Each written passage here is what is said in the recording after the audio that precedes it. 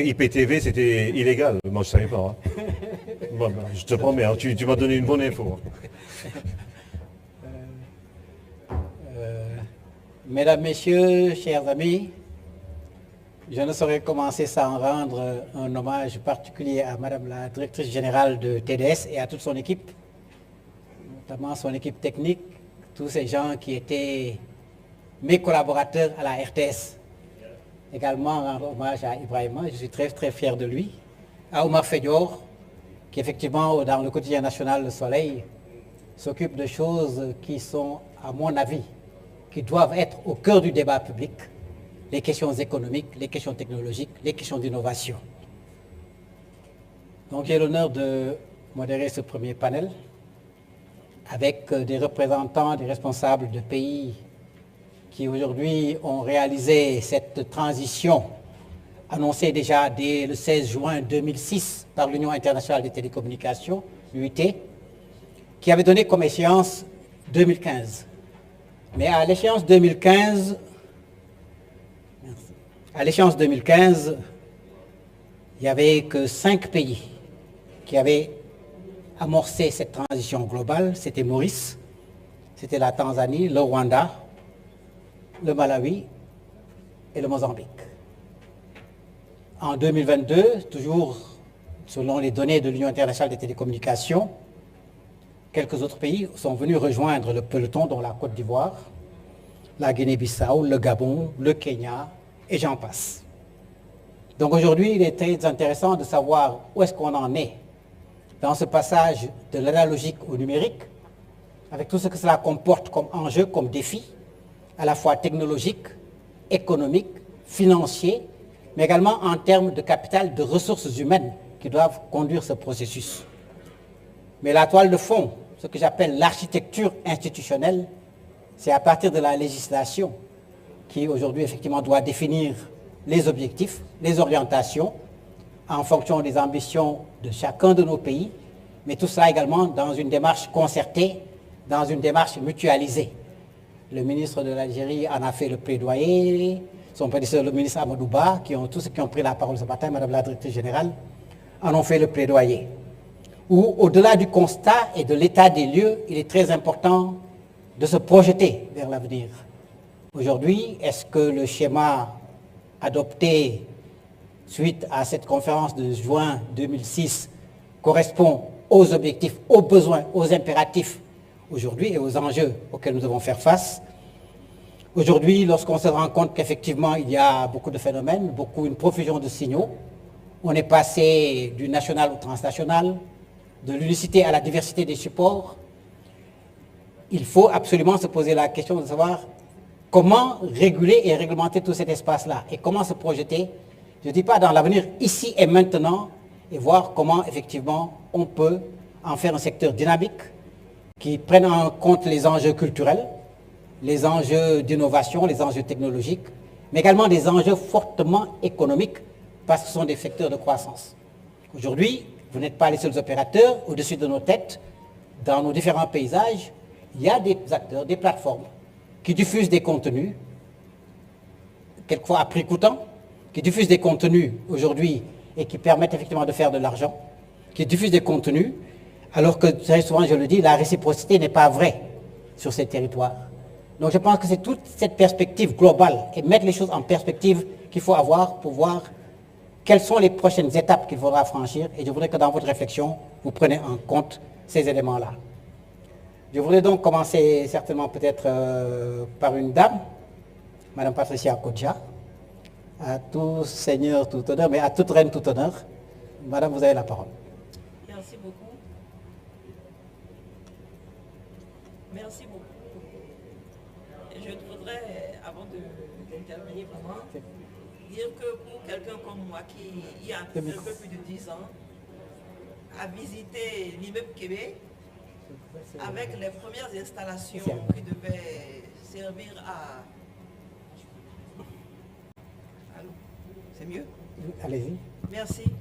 Je disais donc que pour quelqu'un comme moi, qui, il y a un peu plus de 10 ans, a eu la chance de visiter sur l'immeuble Québec à Dakar, les premières installations qui devaient servir à faire la TNT au Sénégal, et qui aujourd'hui a suivi ce film de tout à l'heure, c'est beaucoup d'émotions, beaucoup de satisfaction et bravo Sénégal.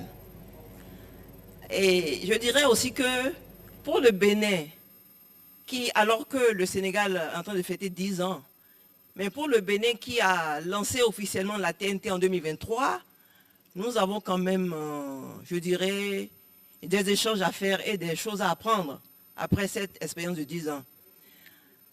Et au Bénin, ce nouvel environnement a fait naître, en tout cas, une nouvelle chaîne de valeur dans laquelle nous avons l'opérateur de diffusion qui, au Bénin, n'est pas une seule structure, mais deux entités. Et je vais m'expliquer. L'opérateur de diffusion, tel que l'a prévu la loi au Bénin, est une structure de droit privé à capital mixte. Mais l'État béninois, ayant fait de gros investissements pour mettre en place l'infrastructure, a décidé de créer une société du patrimoine qui est la Société béninoise des infrastructures de radiodiffusion que j'ai l'ainsi honneur de diriger.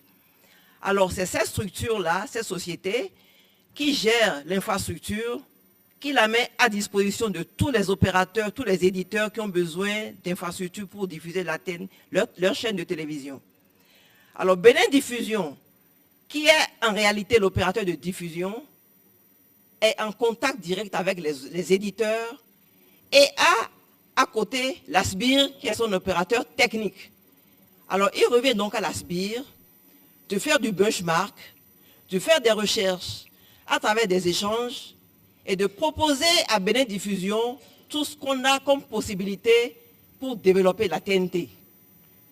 Alors il se pose tout de suite alors la question du modèle économique, qui est une vraie problématique au niveau des télédiffuseurs, en tout cas pour ce qui concerne le Bénin, où les éditeurs sont ceux qui doivent payer des frais de diffusion à Bénin Diffusion, qui lui, à son tour, doit payer les prestations que nous fournit la SBIR, que je dirige.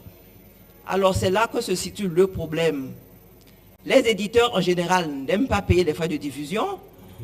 La société Bénin Diffusion, du coup, a des difficultés à entrer, et en tout cas à remplir ses engagements vis-à-vis de la SBIR, qui ne peut pas payer les prestations.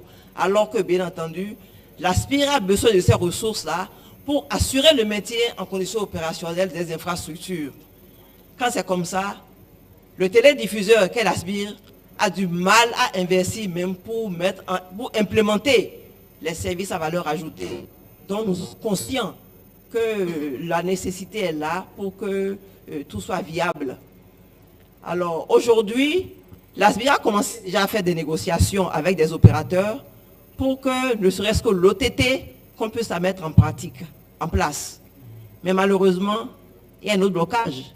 C'est le coût aujourd'hui de la data, de la connectivité, qui n'est pas apporté du béninois commun pour qu'il puisse consommer après l'OTT. Voilà autant d'informations, autant de difficultés que rencontre en tout cas la SBIR au Bénin pour pouvoir faire naître, faire évoluer et faire vivre, je vais dire, cet écosystème dans lequel il se retrouve et sans lequel tous les acteurs ne pourraient pas trouver leur part. Les éditeurs, puisque le modèle économique mis en place au Bénin prend ancrage, je dirais, et dans les éditeurs, dans la redevance qu'ils ont à payer à Bénin Diffusion, qui à son tour va payer une partie à l'ASBI pour qu'elle puisse assurer les services techniques. Voilà globalement, je dirais, la situation au Bénin. Aujourd'hui, on est à environ 2 ans après le lancement.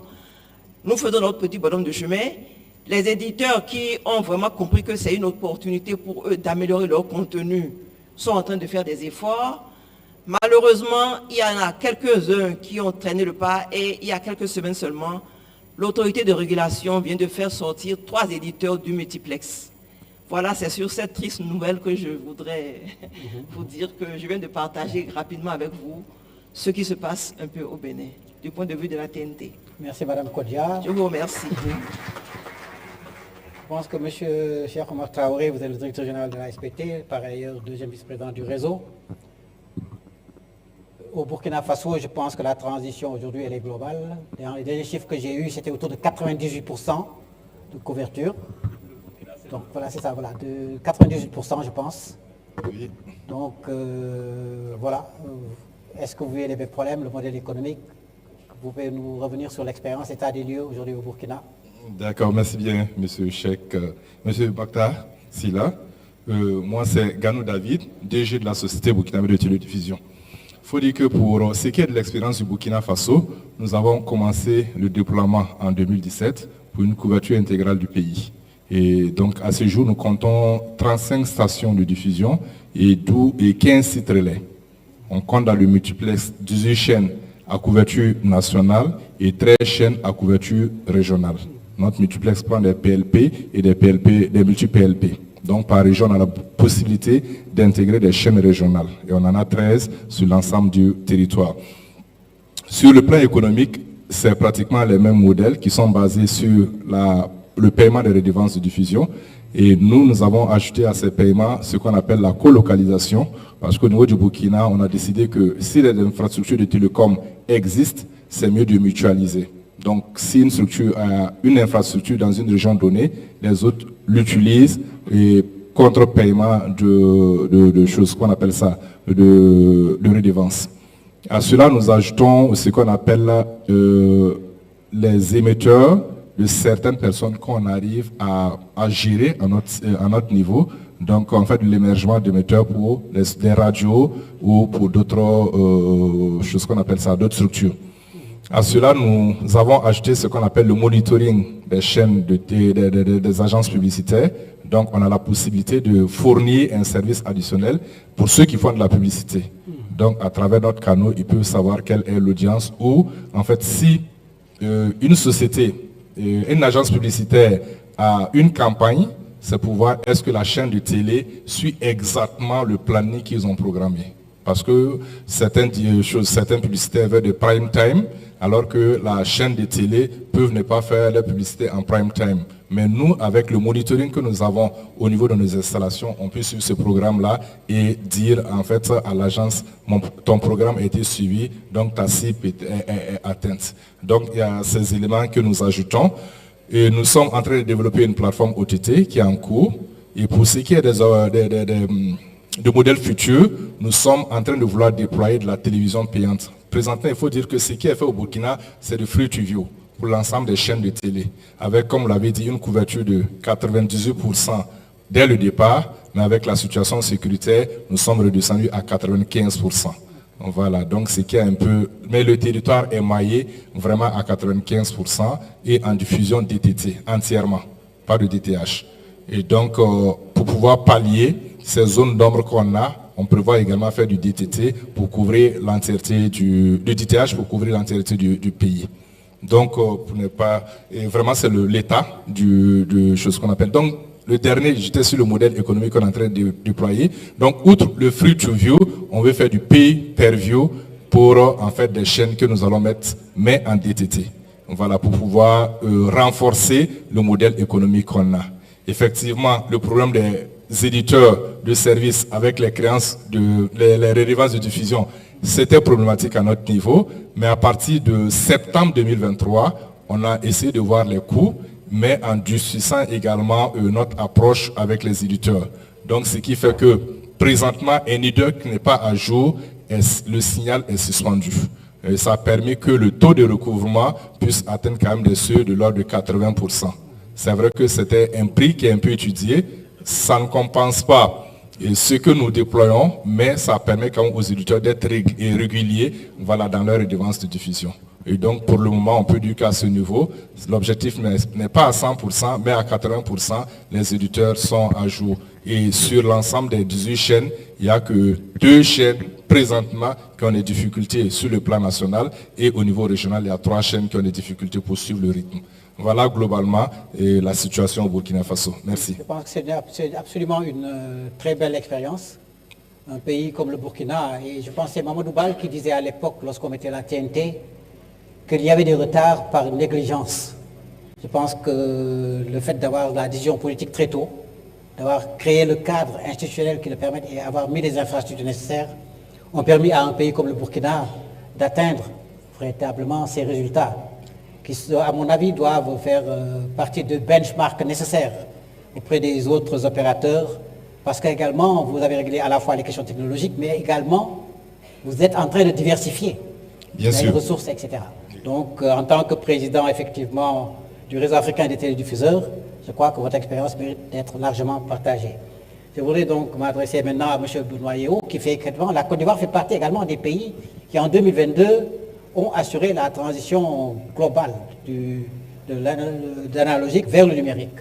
Alors, est-ce que vous pouvez revenir sur l'expérience de la Côte d'Ivoire, étant également entendu que la Côte d'Ivoire fait partie des pays africains qui, du point de vue de la, j'allais dire, libéralisation, ont une libéralisation vraiment encadrée, suffisamment pensée, qu'il faut qu'on n'a pas, excusez-moi, cette sorte de désordre qu'on a un peu partout, de multiplication de chaînes. Les conditions étaient, certains ont dit, draconiennes, mais il y a eu des conditions tout à fait rigoureuses qui ont permis effectivement de faire une véritable sélection pour avoir la qualité et avoir véritablement un positionnement qui aujourd'hui place la Côte d'Ivoire parmi les chaînes et parmi les pays qui ont des chaînes de télévision qui donnent des prestations de niveau international. Monsieur Yao. Merci, monsieur le modérateur. Alors, pour coller justement donc, au thème que nous représentons, qui est donc faire le point de l'État dans nos différents pays, j'allais dire que effectivement au niveau de la Côte d'Ivoire, nous avons un document minutieusement préparé qu'on appelle le document de stratégie pour la migration de la télévision analogique vers la télévision numérique. Et donc il y avait au départ donc, un comité qui a été mis en place par l'État, qui est le CNMT, c'est-à-dire le Comité national de migration de la télévision analogique vers la télévision numérique. Donc nous avons hérité effectivement de ces documents qui ont donc été préparés minutieusement, donc il nous a d'ailleurs servi beaucoup. Et donc, avec ce document, donc, nous sommes passés à l'opération de mise en place de l'exploitation de la télévision numérique sur la Côte d'Ivoire. Donc, nous sommes arrivés effectivement dans ce déploiement avec 35 sites au total qui donc couvrent aujourd'hui le pays, avec donc un taux de recouvrement de près de 96% de la population. Je dis bien de la population. Alors, il y a aussi donc une étude qui a été faite récemment par un organisme qui est quand même reconnu, et donc cet organisme nous révèle que du point de vue taux de pénétration de la télévision donc en Côte d'Ivoire, donc on peut noter 54%. Et donc, avec ce taux de pénétration, donc c'est vrai qu'on pourrait se dire que c'est une satisfaction pour nous, mais nous pensons qu'il y a encore des défis à relever. Il s'agit notamment donc d'avoir effectivement une autre tête, c'est-à-dire la tête secours, donc qui est donc notre centre national à Bobo. Il y a également, il ne faut pas l'ignorer, il y a des zones blanches. Parce que vous savez bien qu'en matière de technique de recouvrement, donc il y a ces zones qu'on ne peut pas couvrir tout de suite parce qu'effectivement il y a des problèmes environnementaux, etc. Et donc nous pensons faire effectivement face à tous ces problèmes, c'est-à-dire à ces projets-là, pour satisfaire en tout cas les téléspectateurs. Il y a également, je pense que ce commun presque à tous les pays, le non-paiement des droits de diffusion. Et donc voilà aussi nous vivons effectivement ces cas-là en Côte d'Ivoire. Et là, nous sommes en tout cas en concertation là-dessus à tout moment avec notre conseil d'administration pour en tout cas arriver à trouver une solution. Et donc voilà brièvement en tout cas l'état de la couverture de la TNT en Côte d'Ivoire, puisque c'est de ça qu'il s'agit. Merci. Merci, M. Yeo. Docteur Cheikh Omar Traoré, vous êtes le deuxième vice-président du réseau, mais vous êtes le directeur général de la SMTD au Mali. Alors, en comparaison à tout ce qu'on a entendu jusqu'à présent, quelle est la situation aujourd'hui au Mali? Merci beaucoup, monsieur le modérateur. En fait, si vous me permettez, je vais essayer de faire un peu l'historique du cas du Mali. Comme vous avez eu à si bien le dire, lors de la conférence internationale des radiocommunications en 2006 à Genève, l'Union internationale a boosté ce projet de TNT, donc de la migration de l'analogie vers le numérique. Et dès lors, les autorités maliennes ont vraiment pris conscience de la chose et ont commencé déjà à travailler sur ça en mettant en place un comité qu'on appelait le COTAN. Donc ce comité était chargé de la transition de l'analogie vers le numérique. Et ce comité a fortement travaillé en 2006 et 2011. Et la particularité du Mali, c'est qu'en 2011, l'État a eu une autre idée. Et c'était de faire une société de gestion des infrastructures. Donc au lieu de passer directement à la mise en place de la TNT, en fait à la recherche de financement, l'État s'est quand même positionné en mettant en place une société de gestion des infrastructures et cette société a été créée en 2015.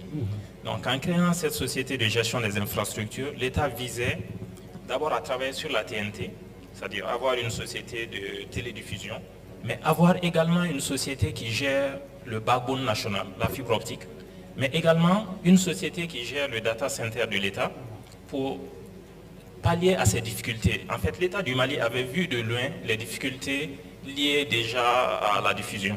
Donc, parce qu'avec l'ORTM déjà c'était un peu difficile, la télévision nationale, dans les autres télévisions aussi qui diffusaient, c'était assez compliqué. Et nous sommes actuellement confrontés à ces problèmes aussi, même avec ces sociétés et ces radios qui n'arrivent pas à payer. Bon, je pense que les autres pays aussi sont dans ces situations. Donc, quand l'État du Mali a décidé de créer cette société de gestion des infrastructures, il y avait tous ces volets qui étaient intégrés dedans pour pouvoir avoir d'autres sources de revenus.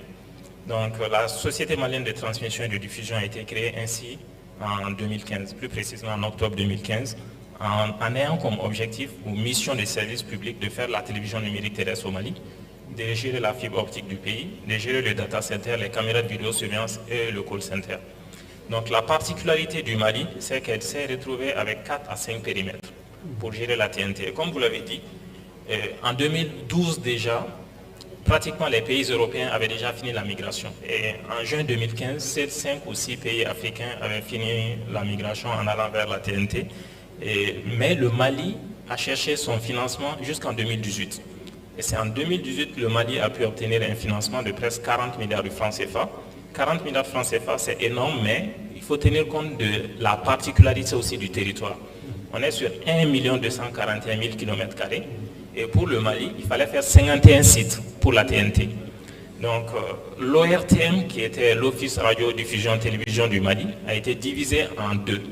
La partie télédiffusion est allée à la nouvelle société créée qui est la SMTD.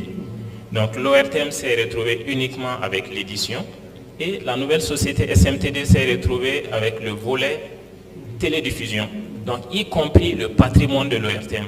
Donc le patrimoine de télédiffusion de l'ORTM était sur 92 sites à l'intérieur du pays. Donc il y a eu un bon maillage du territoire avec ce patrimoine de l'ORTM. Donc ces sites anciens en question qui ont été transférés à la SMTD ont été transférés en même temps avec le personnel, environ 197 agents. Donc ce qui fait que la SMTD s'est retrouvée avec tout un patrimoine humain, mais avec du matériel aussi à entretenir. Et entretenir ce matériel analogique aussi demandait des ressources supplémentaires. Et la SMTD n'échappe pas à ces difficultés en question. Donc ça a été vraiment une première difficulté pour le cas du Mali. Donc il fallait tenir. Mais le fait d'avoir la fibre optique, contrairement aux autres sociétés de télédiffusion, cette fibre optique a permis quand même de générer des ressources pour pouvoir tenir la nouvelle société créée, parce que la société a été créée en format SA. Donc, ayant créé cette société en format SA, donc il fallait générer des ressources. Donc l'État n'injecte pas de ressources, mais la SMTD fait des prestations de services pour l'État. Donc en faisant ces prestations de services pour l'État, ça permet de générer des ressources pour tenir d'autres volets. Et en ce qui concerne la TNT plus précisément au Mali, donc la grosse difficulté qu'on a eue pour le cas du Mali, c'était lié aux questions politiques. Donc nous avons eu beaucoup de difficultés en 2022 avec l'embargo de la CEDEAO. Et c'est le lieu également de remercier les autorités sénégalaises, parce qu'on a eu 18 shelters qui ont été bloqués ici au Sénégal, au niveau du port de Dakar. Mais grâce à la clairvoyance et à l'appui des autorités sénégalaises, on a pu acheminer ces shelters sur le Mali pour pouvoir faire nos travaux. Donc actuellement au Mali, sur les 51 sites, on a à peu près une quinzaine de sites déjà installés. On a des shelters déjà bien positionnés à Bamako, déjà conçus avec tout le dispositif, donc prêts à être opérationnels. Et on a une tête de réseau à Bamako pour la TNT. Donc, juste pour revenir encore sur les difficultés liées au territoire. Il y a eu l'insécurité dans le nord du pays. Donc, je pense que le Burkina aussi n'échappe pas à cela. Et nous avons eu beaucoup de difficultés à acheminer nos shelters dans le grand territoire, dans le nord du pays. Parce que si vous prenez le Mali, 60% du territoire est couvert par le désert. Le reste du territoire en question, on ne pouvait pas nous permettre d'amener nos shelters. Contrairement à certains pays, le Mali n'a pas construit le local dans les sites de télédiffusion. Donc, ayant hérité des centres émetteurs de l'ORTM, donc on a immédiatement conçu des shelters sous forme de conteneurs avec du matériel prêt à être transposé directement sur les différents sites et c'est beaucoup plus facile d'accès, mais on tient compte également du climat. Parce qu'on a quand même un climat assez difficile. On ne pouvait pas se permettre d'aller construire sur certains sites. Donc on a opté pour les modèles de shelter. Donc c'est des conteneurs déjà équipés avec le matériel énergie et autres qui nous permet immédiatement de faire la diffusion.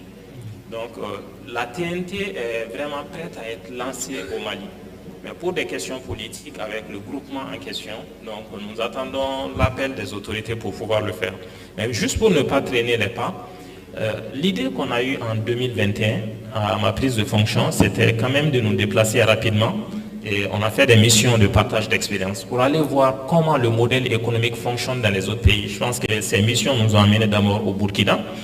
Ensuite, la SMTD s'est déplacée au Bénin et ensuite nous sommes allés en Côte d'Ivoire et nous sommes venus ici au Sénégal aussi pour voir comment la TNT fonctionne dans les autres pays. Et quel est le modèle économique viable aussi qu'on peut avoir derrière pour tenir. Et notre avantage aussi même pour la TNT, c'est qu'on a un réseau bien maillé. On a 11 500 km de fibre au Mali. Donc dans 6 000 et quelques kilomètres de fibre avec la SMTD. Et nos sites de télédiffusion sont immédiatement connectés à ce réseau de fibre optique. Donc ça nous donne une meilleure qualité de transmission des images. Donc on arrive à le faire lors de nos transmissions en direct. Donc on est vraiment prêt à booster la TNT, mais en plus de booster la TNT, ce que l'État a initié derrière, nous sommes prêts à accompagner encore le maillage du territoire pour tenir financièrement. Parce que nos autres pays n'échappent pas à cela. Les radios, les télés en question ne peuvent pas permettre de faire fonctionner nos sociétés de télédiffusion. C'est un peu ça la réalité. On peut dire qu'au niveau de la Côte d'Ivoire, c'est une particularité où les chaînes de télévision ont eu une émergence assez élevée, où ça rapporte énormément de ressources. Mais les difficultés qu'on a, on a beaucoup de chaînes qui n'ont pas assez de contenu. On a un bouquet de 20 chaînes, mais quand vous prenez ce bouquet en question, forcément, Canal ou d'autres structures nous battent sur le territoire en termes de contenu. Parce que ces chaînes en question ont peu d'informations à diffuser et du contenu attrayant. Donc raison pour laquelle c'est quand même un lieu de partage d'expérience et le lieu aussi de partager nos bouquets, parce qu'on avait eu cette idée aussi de travailler sur un bouquet UEMOA pour partager les informations de nos différents pays, pour pouvoir attirer et faire fonctionner la TNT dans nos pays. Donc le gros problème, ce n'est pas seulement le lancement de la TNT, mais c'est le contenu, le message qu'on véhicule. Donc je pense que je vais m'arrêter là. S'il y a d'autres questions, je pourrais répondre. Enfin, comme le disent les anglophones, content is key. Les infrastructures, c'est très bien, c'est ça qui nous permet effectivement de faire, de distribuer, de faire circuler, de partager. Mais le plus important sont les contenus, sont les chaînes, donc le rôle des éditeurs et tout. Tout à l'heure, on a vu le film sur les 10 ans de la TNT au Sénégal, avec le docteur Aminata Sarr Ndiaye. Certaines difficultés ont été évoquées, notamment cette nécessité un peu de rénover les infrastructures.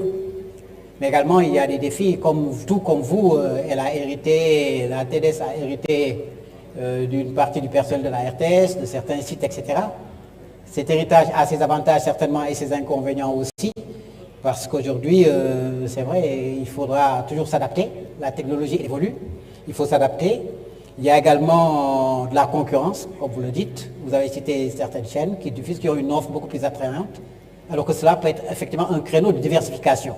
Alors, au-delà du film que nous avons vu tout à l'heure, Madame la Directrice Générale, quels sont aujourd'hui les véritables enjeux, les véritables défis qui permettront d'accéder aux ambitions qui sont aujourd'hui recoupées dans l'agenda de transformation Sénégal 2050, et notamment dans le New Deal technologique. Merci beaucoup, M. Silla. Je pense que vous avez amorcé un tout petit peu ce qui va être l'objet de ma communication.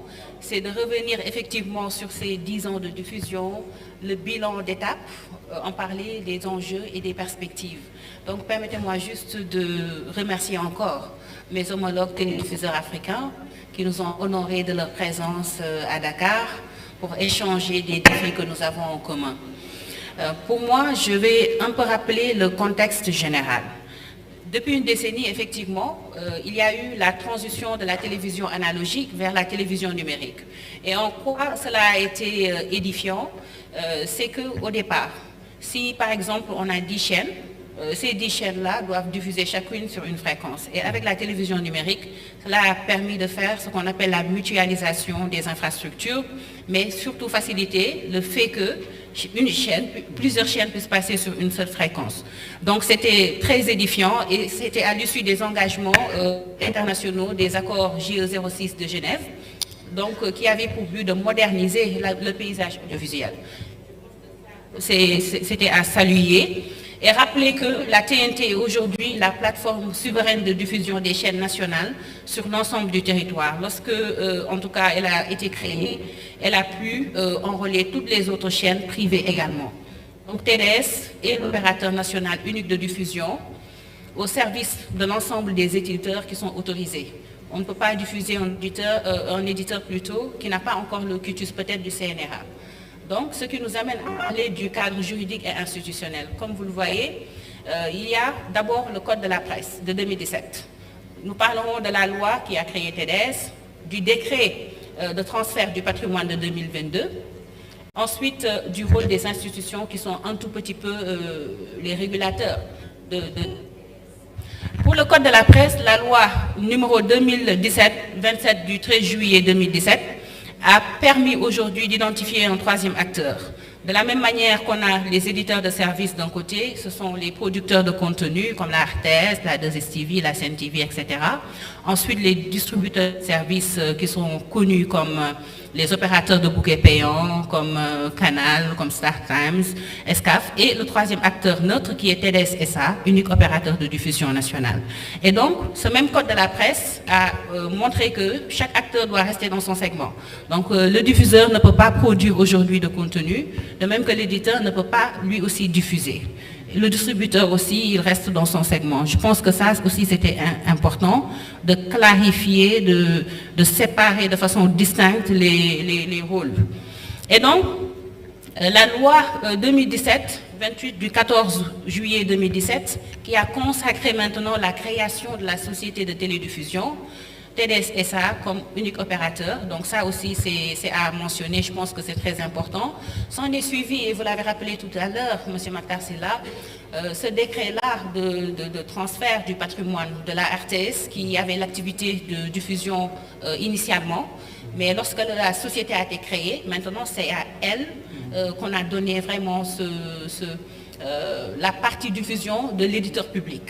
Et c'était ça qui était comment dire, la subvention d'investissement de l'État par rapport à la création de ces sociétés-là. Il fallait qu'elles puissent partir sur quelque chose de tangible. Ensuite, le rôle des institutions clés, comme le CNRA, qui est le régulateur des contenus, des éditeurs. Donc, il faut le dire, hein, ce sont des règles bien établies entre les éditeurs, que le CNRA aussi a permis de faire à travers des contrats commerciaux. Donc je pense que dans toute chose, il y a un peu cet aspect, surtout dans le paysage audiovisuel, de la réglementation. C'est très important. Ensuite, la RTP qui s'occupe de donner les fréquences. Ensuite, TDS qui, depuis ces bases-là, à partir de ces bases-là, a pu mutualiser vraiment les infrastructures. Je pense que c'était important. Et rappeler qu'il y a eu par la suite 3 phases à identifier précisément quand on parle de la transition. La phase de lancement, la phase de structuration et la phase de consolidation. D'abord, cette phase de lancement qu'on a identifiée comme étant autour de l'année 2015, il a été question de mettre en place une plateforme de diffusion numérique qui a été confié à un concessionnaire privé. C'est comme ça que l'État a procédé, donc avec ESCAF. Ensuite, ESCAF lui-même a eu à avoir besoin de l'aide d'un opérateur télécom très fort pour pouvoir accompagner ce processus de collecte et de transport des signaux. Et rappeler qu'avant 2015, même en 2013, comme le directeur général de la Société malienne de télédiffusion l'a rappelé tout à l'heure, il y a eu le CONTAN qui a été créé ici, le Comité national pour le pilotage de la transition de l'analogique vers le numérique, qui a commencé à poser les bases avant 2015. Ensuite, la phase de structuration en 2017, encore, je rappelle, l'adoption du nouveau cadre de juridique comme le Code de la presse, qui a permis de lire et de clarifier le secteur. Ensuite, la signature d'un protocole de diffusion avec l'éditeur public pour que la TDS puisse s'assurer de ces questions maintenant exclusives de diffusion. Et ce protocole existe entre la RTS et la TDS. Et la troisième phase, il a fallu consolider ce processus-là par la reprise progressive de l'infrastructure de diffusion par TDS. Et c'est comme ça que ça s'est fait. Et petit à petit, nous avons gravi les échelons. TDS devient unique opérateur en charge de la TNT et qui est le seul garant de la continuité du service public. Quand on va parler du bilan, on va venir sur le point couverture, services et infrastructures. En termes de couverture, on peut dire qu'on a un bilan assez satisfaisant si on considère qu'au départ, nous avions 6 sites de diffusion hérités des mains d'ESCAF et par la suite, nous en sommes à 23 sites opérationnels au moins sur l'ensemble du territoire et nous couvrons vraiment un vaste réseau. Ensuite, rappelez qu'en termes de couverture, cette mutualisation des infrastructures a été déterminante à travers les chaînes publiques et les chaînes privées, comme je l'ai dit tantôt. L'offre de services a été aussi éclatée, hein, donc la diffusion de plus de 40 chaînes publiques, privées, internationales également, TV5, TV5 Monde, accessibles via la TNT, il faut le rappeler. Donc, ce qui nous permet de faire une réception gratuite en clair pour les populations avec une qualité numérique stable là où la TNT est déployée. En ce qui concerne les infrastructures, il y a eu le réseau des pylônes, les centres émetteurs, ça aussi ça fait partie du patrimoine, et les équipements de diffusion hérités de l'ancienne architecture analogique, mais surtout des premières phases tests. Par la suite, il y a eu cette mise en place progressive des outils de supervision et d'exploitation par TDS SA qui disposent aussi de ces main-d'œuvre qualifiées pour pouvoir en assurer la gestion. Pour revenir un peu sur les enjeux actuels, les enjeux pour TDS, la sécurité, la vétusté et la modernisation.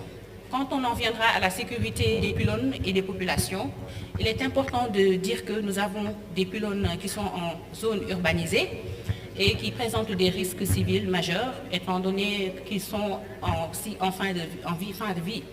Il faut ça aussi qu'on le rappelle et je pense que nous sommes directement interpellés parce que nous devons garantir la sécurité des populations et ça c'est un de nos grands enjeux. Pourquoi nous avons aussi déployé un programme de dépose des pylônes. En ce moment, nous sommes en train de suivre tout ça de très près avec le ministère de tutelle. Ensuite, relever la vétusté. Encore une fois, je l'ai dit tout à l'heure, précisément les équipements affectés, ce sont les pylônes, les antennes, les émetteurs, l'alimentation électrique. Et sans modernisation, la qualité du signal et la continuité du service aujourd'hui risquent d'être compromises. Et il faut rappeler que les conséquences directes de cette vétusté, c'est le poids croissant des coûts d'énergie. Il faut le préciser, de maintenance et de capacité satellitaire, parce que nous dépensons beaucoup en maintenance.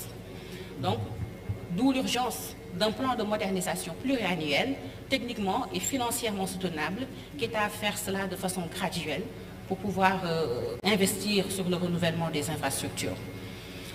Et on en vient aux enjeux économiques et de gouvernance.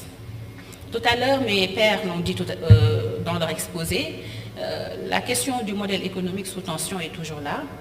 C'est qu'il y a ces recettes de diffusion qui sont fragilisées par les difficultés rencontrées par les éditeurs, alors même que notre mission à nous impose de garantir la couverture sur l'ensemble du territoire et même couvrir des zones très enclavées. Et pourtant, on constate un décalage entre l'ampleur de cette mission-là et les recettes qui doivent être mobilisées. Donc, il faut qu'on clarifie les choses, trouver comment articuler les mécanismes publics de soutien au secteur des médias, audiovisuels publics, quand on parle d'aide à la presse, de fonds dédiés, avec le financement des infrastructures de diffusion, que TDS ne puisse pas rester en arrière. Donc consolider aussi la place de TDS dans les schémas de financement qui sont liés à la souveraineté audiovisuelle, car c'est important la production de contenu, mais la diffusion, elle est encore davantage, parce que sans nous, les populations ne peuvent pas recevoir le contenu qui a été publié. C'est diffusé, produit plutôt. Et ça m'amène à parler des perspectives un tout petit peu. On parle beaucoup des JOJ 2026. Donc, les grands événements à venir. Pour les JOJ, TDS dispose d'un canal événementiel dédié sur la TNT nationale pour mettre en valeur le Sénégal. Il faut rappeler qu'il est urgent pour nous de mettre en place aussi des dispositifs de redondance de diffusion, TNT+, satellite, IP, pour sécuriser la couverture des JOJ. Donc, garantir par là même, ce faisant, une diffusion nationale qui est homogène, travailler donc en étroite collaboration avec les éditeurs, c'est important, les autorités nationales, les partenaires commerciaux, internationaux plutôt, pour faire des JOJ, donc une vitrine technologique et audiovisuelle pour le Sénégal, un cap qui n'est pas à rater. Deuxième axe de perspective, en termes d'innovation, qu'est-ce qu'on peut apporter par rapport à ces JOJ à venir?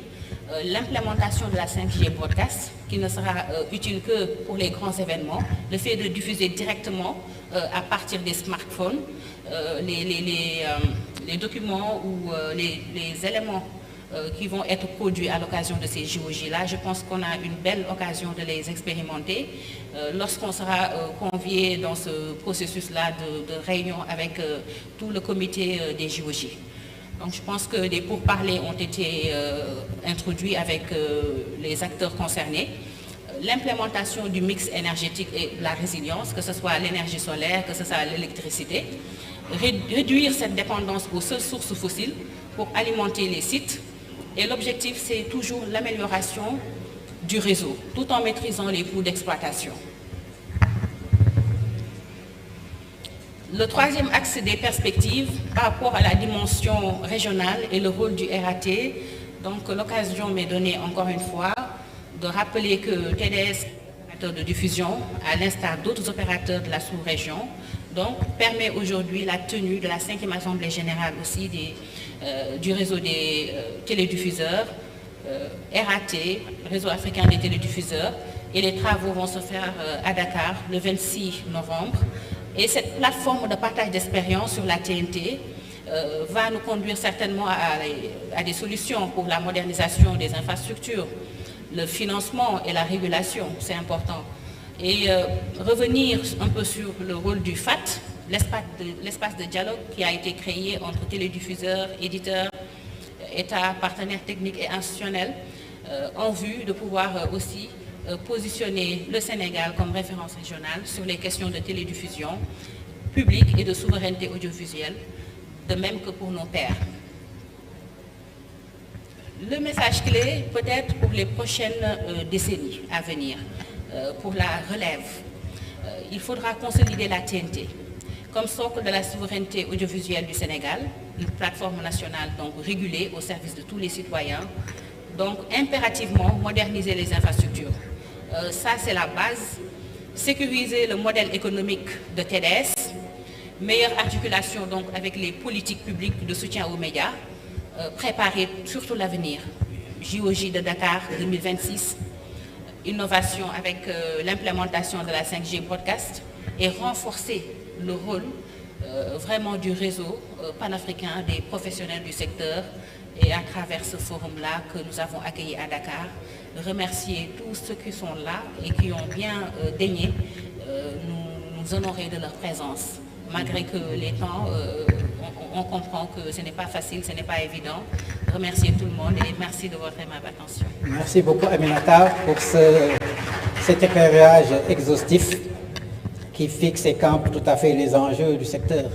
Il faudrait ajouter que peut-être que dans le cas précis du Sénégal, depuis plusieurs mois, je dirais même depuis presque 2 ans, d'abord avec les assises des médias que j'ai eu le privilège de conduire en tant que président du comité scientifique, mais également récemment avec le Salon des médias, il y a toute une révision aujourd'hui de la législation sénégalaise. Oui. Au moment où nous parlons, une nouvelle loi qui consacre une nouvelle autorité de régulation est dans le pipeline. Et j'appelle de tous mes voeux que cela soit fait vraiment de manière urgente, qui intègre non seulement les médias, mais les médias dans leur totalité, mais également, y compris donc la distribution de tous ces aspects-là, mais également cette nouvelle loi qui intègre également la publicité. Parce qu'effectivement, l'argent, le nerf de la guerre, est au cœur aujourd'hui des débats. La deuxième chose, je ne peux pas m'empêcher de le dire et de le répéter ici, je suis, j'allais dire, l'apôtre, le défenseur du 1% du budget national pour les médias. Je ne vais pas prendre cette tribune pour le justifier, je l'ai fait au niveau des autorités à toutes les instances possibles, parce que je pense fondamentalement que pour faire face à tous ces enjeux à la fois technologiques, de souveraineté, de contenu, compte tenu également du fait qu'en tant que diffuseur, vous relayez des contenus qui aujourd'hui ont un impact de catalyseur du développement national, il est important que ces structures soient suffisamment dotées de moyens sur tous les aspects. De la même manière qu'on finance la santé, qu'on finance l'éducation, qu'on finance l'agriculture, que sais-je encore, il est indispensable aujourd'hui. Si on veut véritablement, au-delà des discours, aller dans le concret, pour qu'effectivement dire oui, il faut les narratifs africains, il faut que nous affirmions notre souveraineté. Aucune souveraineté ne passera sans la souveraineté médiatique. La souveraineté médiatique suppose qu'il y ait aujourd'hui, effectivement, des instruments de diffusion, des contenus, des opérateurs, dans une sorte un peu de ce que j'appelle un cercle vertueux qui met tout cela en exergue. Nous avons également quelques spécificités dans des pays comme le Sénégal aujourd'hui. C'est vrai, nous avons le phénomène des câbles distributeurs. Dans le Cameroun que je connais, dans d'autres pays que je connais, c'est la même chose qui se passe. Où effectivement, à côté de la câble distribution, il y a effectivement de la piraterie. Il faudrait peut-être voir comment également essayer de rationaliser et de professionnaliser ce secteur en surfant et en capitalisant sur les infrastructures techniques qu'ils peuvent avoir. Dans le cas du Mali, qui fait qu'aujourd'hui, ils ont priorité de trucs de l'ORTM qui est un peu partout présente. Je pense que c'est une voie qu'il faut consolider aujourd'hui. Mais également, je pense qu'il faut, au-delà de la diffusion stricte, je l'ai dit, sans que vous soyez des producteurs de contenu, vous devez être des agrégateurs. Vous tous, ça s'applique pour vous tous, des agrégateurs de contenu. Aujourd'hui, avoir une offre. Comment on fait pour avoir des leviers qui permettent d'avoir des contenus, des chaînes thématiques aujourd'hui? Qu'est-ce qui empêche aujourd'hui que chacun de vos réseaux, sur les 5 ou 7 meilleures chaînes qui soient là, d'en faire un bouquet? Vous en avez 30 et quelques, plus 15, vous en avez au moins une vingtaine. Vous en avez sur une quarantaine, ainsi de suite, ainsi de suite. Rapidement, en faisant le tour de l'Afrique, vous avez de quoi proposer peut-être un bouquet de 300 chaînes. Pour les Africains, mais qui aillent à l'assaut du monde, aujourd'hui c'est possible. Donc, je pense qu'également, il faudrait peut-être avoir cette sorte un peu de trait d'union avec les télécommunications. On a le triple play, on a des offres aujourd'hui qui combinent la téléphonie, la télévision, l'Internet. Est-ce que les Africains, moi je pense que c'est possible, au quotidien je vois des applications, il n'y a pas un jour qui passe sans qu'il y ait des Africains qui inventent des applications, qui inventent des solutions technologiques. Qu'est-ce qui nous empêche d'avoir un décodeur qui permette aujourd'hui d'avoir l'Internet, la téléphonie et également les programmes que vous distribuez? Je pense qu'effectivement, il faut absolument, dans ce cercle, effectivement, qui se construit avec les multinationales et tout, c'est des enjeux fondamentalement stratégiques et économiques. Et je pense que la réflexion, il faut sortir un peu du carcan, j'allais dire presque imposé, on limite, on reproduit les mêmes schémas, les mêmes structures, les mêmes législations, sortir un peu de ce carcan pour innover.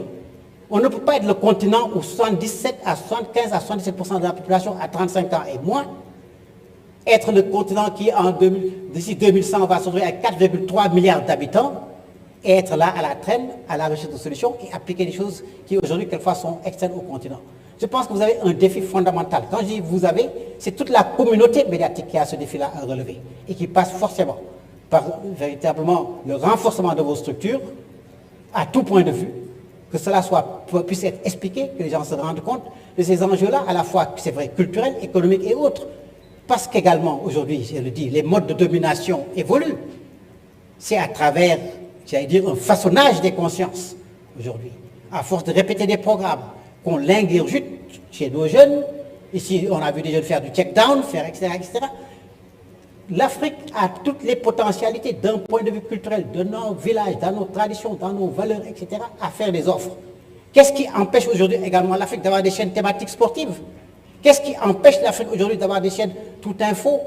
Au-delà des expériences, c'est vrai qu'ils se font déjà, certains le font, mais pour le faire dans une démarche beaucoup plus, c'est-à-dire communautaire, beaucoup plus mutualisée. Qu'est-ce qui empêche aujourd'hui l'Afrique d'avoir des chaînes de télévision pour les femmes, pour la gastronomie, pour le tourisme, pour la découverte, pour les voyages, etc. Donc véritablement, je pense que vous devez jouer ce rôle d'agrégateur, mais d'agrégateur de programmes de qualité en quantité suffisante pour effectivement se positionner sur ce marché en transition, pas seulement national, mais au niveau international. Je ne sais pas si quelqu'un d'entre vous peut prendre la parole. En tout cas, voir au niveau de ces enjeux-là, madame a beaucoup développé. Mais je pense que les expériences qu'on a pu avoir des uns des autres, ce que le Burkina est en train de faire, le Bénin, quel que soit, ce n'est pas le retard qui est le plus important. Il y a eu des retards, il y a eu des délais, d'accord. Mais le problème, ce n'est pas la ligne de départ, c'est la ligne d'arrivée. Et cette ligne d'arrivée, elle est là, l'horizon est pour tout le monde. Et je crois qu'il faut absolument surfer sur cette vague et positionner le continent. D'accord. Je pense que M. Sila a planté le décor. Au sein du RAT, nous nous sommes engagés dans ce chemin. Si vous voyez ce qu'il a déjà donné comme ordre du jour, nous partons des expériences que nous avons pour essayer de mutualiser, pour sortir des carcans dans lesquels nous sommes et avoir de nouvelles alternatives par rapport à ce que nous avons comme difficulté. Notre environnement, c'est vrai, on est des diffuseurs, c'est un environnement qui va de pair avec les éditeurs de services. Donc c'est mutuellement que nous arrivons à nous façonner. Ils conçoivent, ils produisent, nous on aide à transporter pour arriver auprès des foyers. C'est une dynamique dans laquelle nous nous sommes engagés et nous travaillons vraiment, effectivement, comme vous l'avez dit, c'est vraiment des solutions. Nous sommes présentement, le premier projet qu'on a engagé, c'était, et vraiment qui est cher même à notre doyen, c'est qu'on ait d'abord un bouquet UMOA qui permet à l'ensemble de nos populations de tirer profit de ce que nous avons comme réalité. Le Sénégal, au Burkina, en regardant le Sénégal, on peut apprendre à faire du tchèpdjen. Comme du Sénégal, ils peuvent apprendre à faire du fonio avec les Maliens. Et nous tous, nous allons aller manger de la tchéké et avec de la loco avec les doyens. En passant, bien sûr, par Cotonou. Donc, notre première idée, c'était d'avoir un bouquet. Le directeur technique de IDT a déjà même fait la conception qui a été présentée lors de l'Assemblée générale de Bamako. Nous travaillons avec la commission pour pouvoir d'abord faire un bouquet au niveau de l'UMOA. Si le bouquet UMOA est là avec les meilleures expériences de l'ensemble des pays, on peut fédérer en allant au niveau de la CEDEAO, on pourra continuer pour avoir un bouquet africain, mais avec du contenu qui soit agréable pour nos communautés. Du reste, au sein de l'AIS, nous on est déjà engagés, on invite les autres pour la souveraineté vraiment de nos États, avec du contenu africain, vraiment qui reflète nos réalités. On a assez consommé, je pense qu'on s'est assez gavé de beaucoup de contenu. On peut revenir à nos valeurs pour avoir, comme vous l'avez dit, on a beaucoup vraiment à produire, que ce soit les recettes que nous avons, les thèmes de voyage, même pour découvrir notre environnement, on peut avoir également effectivement des chaînes thématiques qui peuvent aider, mais tout se tient. En fait, nous on est des diffuseurs, les éditeurs également sont là, il faut qu'ils produisent pour qu'on puisse amener. Et je pense que dans la chaîne, la technologie également, comme vous l'avez dit, c'est vrai que ça évolue, mais on travaille. Je pense qu'on va discuter également des schémas qui existent pour avoir des décodeurs, effectivement, comme vous l'avez dit, qui permettent d'avoir la connexion à la maison, qui permettent également de suivre l'ensemble des chaînes de télé. Donc ça pourra permettre également d'améliorer nos modèles économiques, mais également d'aller vers une convergence sur le plan du numérique, parce que les bandes de fréquences se font rares. Je pense que d'ici une dizaine à une trentaine d'années, on ne pourra même plus parler de fréquences pour diffuser, on risque d'aller encore vers d'autres segments de diffusion. Donc il faut qu'on commence déjà à se positionner sur ce segment-là pour qu'on puisse ne pas accuser un grand retard. Je pense que c'est ce que je peux donner en introduction, mais bon, j'ai le doyen qui est à côté ou d'autres DG s'ils veulent intervenir. Oui, peut-être rapidement, à tour de rôle, un dernier mot pour tout le monde. Merci. Je pense que moi, je vois un peu plus loin. Je me dis que pour la petite expérience que j'ai faite à la tête de l'Aspire, et que quand je regarde les montants importants que nous mettons en œuvre, les montants financiers, pour assurer le maintien en condition opérationnelle des équipements, je me dis il y a quelque chose à revoir. Alors, je me demande s'il n'est pas temps que nous changions la façon dont nous laissons les populations avoir accès à la télévision et à la radio. Est-ce que nous allons toujours continuer par faire cette diffusion hertzienne, la prioriser, et derrière, avec tout ce qu'il y a comme infrastructure, tout ce qu'il y a comme moyen financier à déployer pour la maintenance, est-ce qu'il n'est pas temps qu'on pense à d'autres terminaux, à d'autres formes de terminaux, que nos frères et sœurs, nos parents, dans les localités non urbaines par exemple, puissent avoir accès à la télé et à la radio facilement par Internet. Et que le politique sache que derrière, il a l'obligation de rendre l'Internet le moins coûteux possible. Aujourd'hui déjà, quand je compare le coût de la data Bénin-Sénégal, je trouve déjà qu'au Sénégal, il y a beaucoup d'efforts qui ont été faits et c'est beaucoup moins cher qu'à Cotonou. Il faudrait que beaucoup de pays fassent beaucoup d'efforts, plus d'efforts, pour que l'accès à Internet de haut débit soit vraiment systématiquement partout.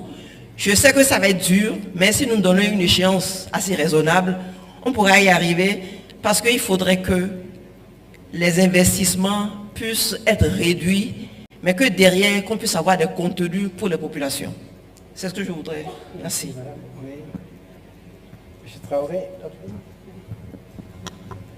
Merci beaucoup. En fait, je vais prendre la parole sur vos derniers mots. En fait, il y a un problème en Afrique. Donc, et ça, il faut le dire aussi. Et je pense que vous avez quand même mis un aperçu global sur ça. Vous savez, la TNT est déjà dépassée, presque dépassée. Et je pense que les autres collègues seront d'accord avec moi avec les technologies de l'information et de la communication qui se développent à longueur de journée. Donc, en suivant le chemin classique, on va être dépassé. On va être dépassé. Je pense que vous avez mis l'accent sur quelque chose. Pourquoi ne pas avoir tout en un, avoir l'Internet, avoir la télé et avoir d'autres objets aussi à travers un seul décodeur ou à travers un seul box. Et Patricia vient juste de mettre l'accent sur quelque chose, c'est amener la télé, l'Internet dans ces zones rurales défavorisées. Si vous regardez, 70% de nos populations vivent dans le monde rural, dépourvues de toute technologie. Et vous allez constater qu'en suivant le modèle classique de développement des technologies, parce qu'il y a eu la TNT, on doit forcément suivre la TNT, tant qu'on n'a pas pour le saut technologique, le leapfrogging, c'est-à-dire faire du saut technologique en allant derrière tout de suite vers la dernière technologie et mutualiser nos services, prendre ces dernières technologies, maîtriser ces technologies et mettre à la disposition de nos populations, on va passer à côté.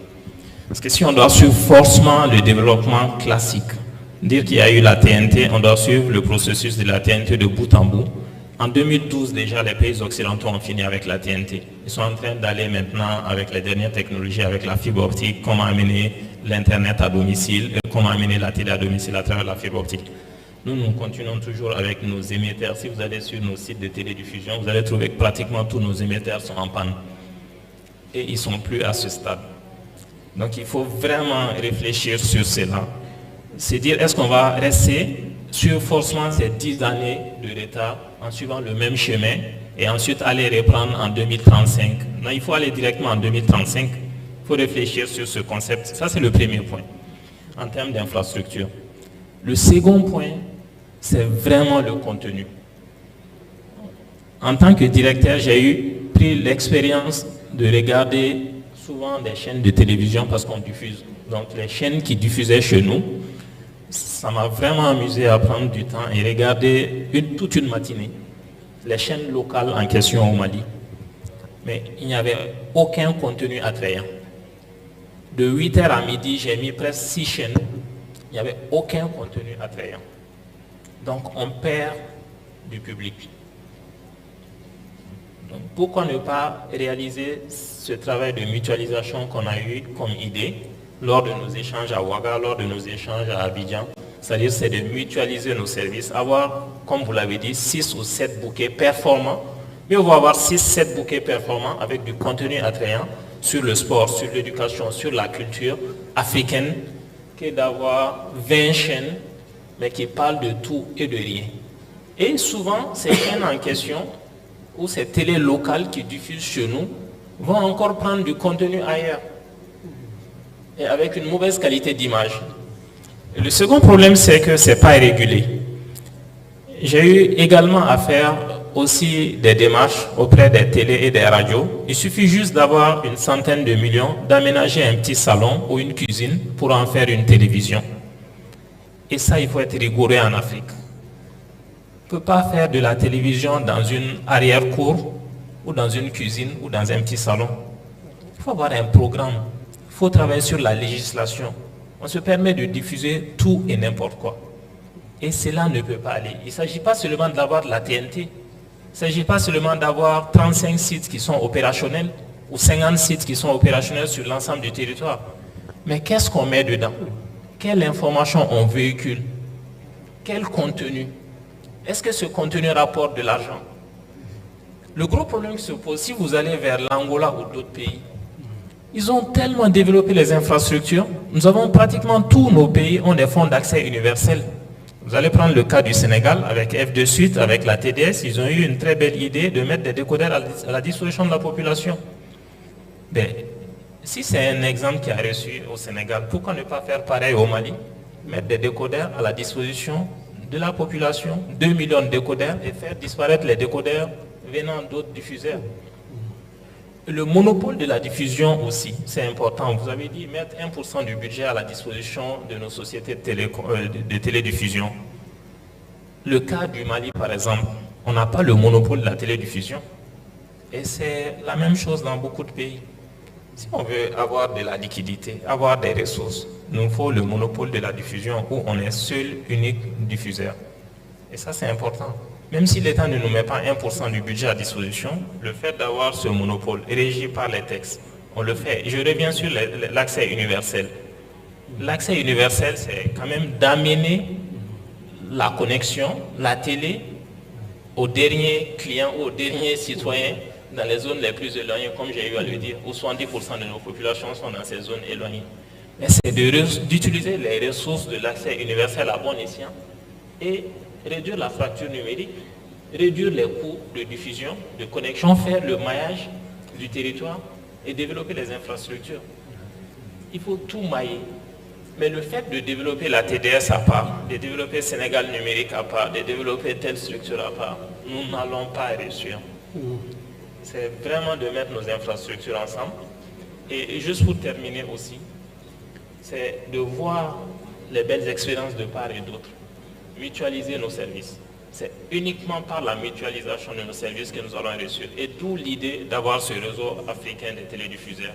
On partage énormément de ressources. Le fait d'aller en Côte d'Ivoire, voir comment la TNT se passe, ça nous a permis de capitaliser beaucoup de choses. Pareil pour le Bénin, pareil pour le Burkina et pareil pour le Sénégal. Ça a permis de capitaliser beaucoup de choses et ça a permis à nos équipes techniques de comprendre les difficultés qu'on a. Et c'est le seul moyen où on va réussir en Afrique. C'est de se donner la main et de voler ensemble. Merci beaucoup. Merci beaucoup. Monsieur Yao, le doyen, merci. Je pense que je n'ai pas grand-chose à dire puisqu'ils ont presque tout développé. La Côte d'Ivoire a été très interpellée. Ils ont presque tout développé. Mais ce que je vais dire tout simplement, je pense qu'il faut être réaliste.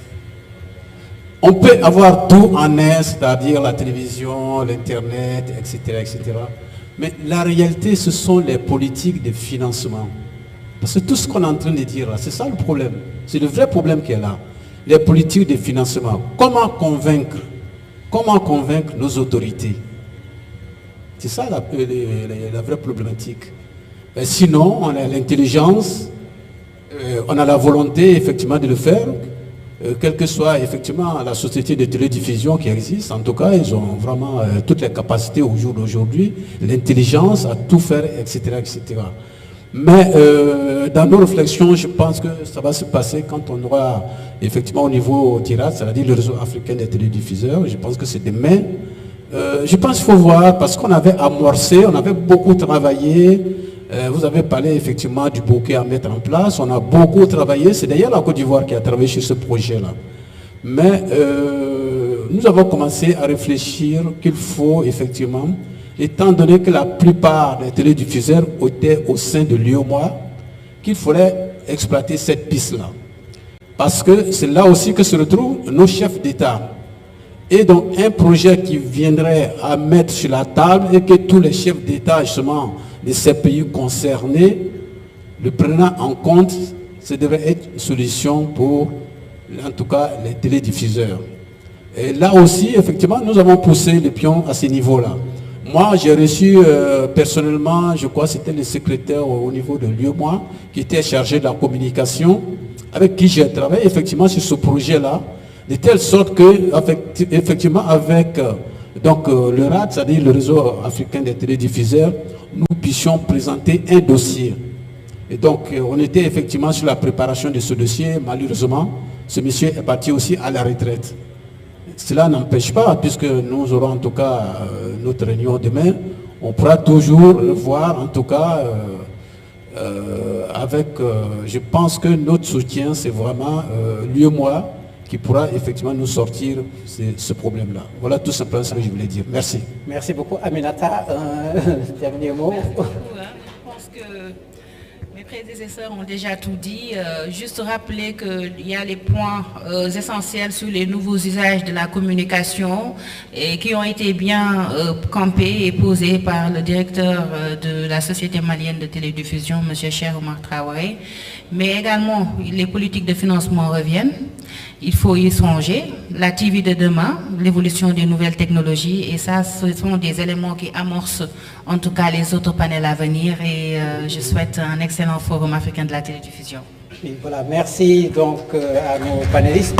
Je pense que beaucoup de termes sont revenus, le benchmark, la mutualisation, la régulation, les infrastructures, l'innovation, la formation. Mais également, je pense tout cela, il faudra intégrer également les partenariats publics-privés, en se disant qu'il faut construire un écosystème permanent qui interpelle différents acteurs, les producteurs de contenu, les chaînes de télévision, les pouvoirs publics, etc. Tout cela dans un cadre régulé. Donc, je voudrais vous demander d'ovationner nos panélistes. Merci, ça a été un honneur et un privilège de me livrer à cet exercice.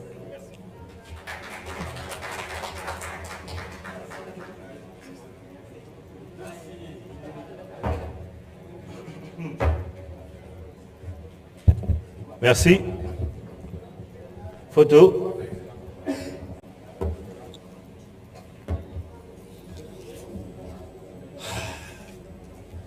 Bravo, hein, vraiment. C'était du très haut niveau. Bravo.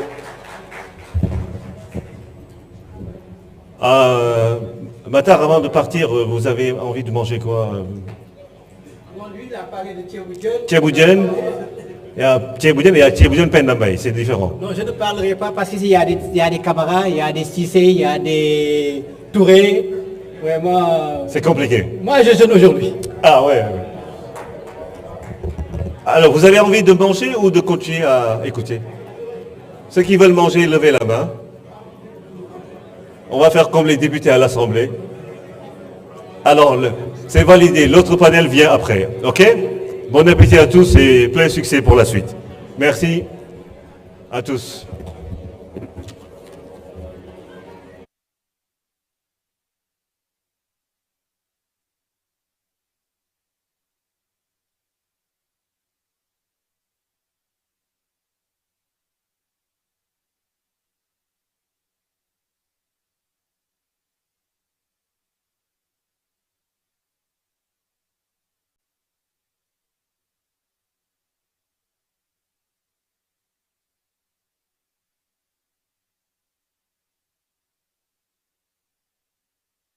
Oh, oui.